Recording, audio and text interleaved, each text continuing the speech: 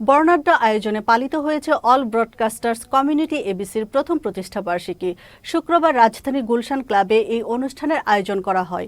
শুরুতে জাতীয় সঙ্গীত পরিবেশনের মধ্য দিয়ে অনুষ্ঠানের সূচনা করা হয়। পরে প্রতিষ্ঠাবার্ষিকী কেক কাটা এবং এবিসির অফিসিয়াল ওয়েবসাইট উন্মুক্ত করা হয়। 1 মিনিট নীরবতা পালন করা হয় সংগঠনের মহাসচিব দেবাশিস রঞ্জন সরকারের পিতার মৃত্যুতে।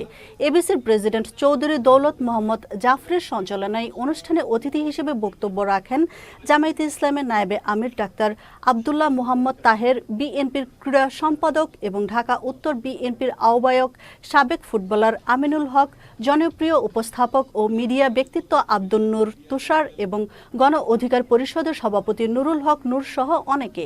এ সময় দেশের বিভিন্ন টেলিভিশন এবং রেডিওতে কর্মরত সংবাদ, টকশো, খেলাধুলা, বাণিজ্য সহ বিভিন্ন অনুষ্ঠানের উপস্থাপকরা উপস্থিত ছিলেন। পরে বর্ণাঢ্য সাংস্কৃতিক পরিবেশনার মধ্য দিয়ে অনুষ্ঠানের সমাপ্তি হয়।